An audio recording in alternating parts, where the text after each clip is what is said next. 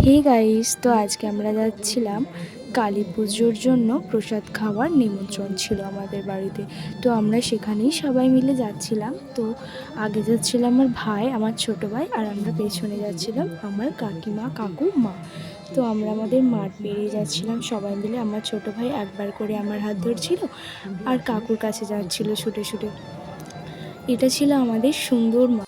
জানো তো, আমরা এই মাঠে রোজ বিকেল হলে সবাই ঘুরতে আসি, প্রচণ্ড হাওয়া দেয়। আর এই বছর আমাদের মাঠে চাষ না হওয়ায় পুরো মাঠ সবুজে সবুজ ঘাসে, তাই জন্য আমরা রোজ বিকেলে ঘুরতে আসি। তো আমার ছোটো ভাই এখন আমার হাত ধরেছে, আবার গিয়ে কাকুর কাছে যাচ্ছে।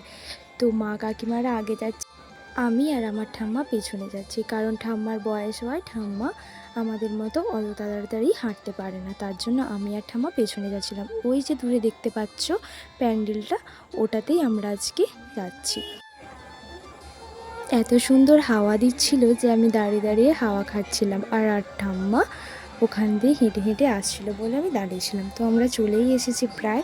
তো এই গলিটা দিয়ে ঢুকলেই নিমন্ত্রণ বাড়িটা পড়বে। তো এখানেই খাওয়াচ্ছিল সবাইদের, প্রচণ্ড ভিড় ছিল। প্রথমে দিয়ে দিয়েছিল একটি জুস এবং সবাই খাচ্ছিল, তো আমরা দাঁড়িয়েছিলাম।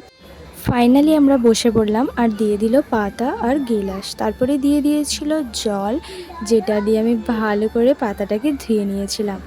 তারপরে পাতাটা ধুয়ে নেওয়ার পরে দিয়ে দিয়েছিল প্রসাদ, নুন।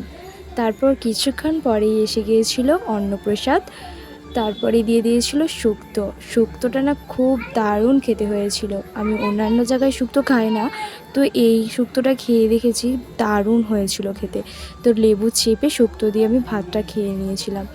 তারপরেই দিয়ে দিয়েছিল ডাল চচ্চড়ি, আরও অনেক কিছুই দিয়েছিল। তারপর খেয়ে দিয়ে আমরা বাড়ির দিকে চললাম।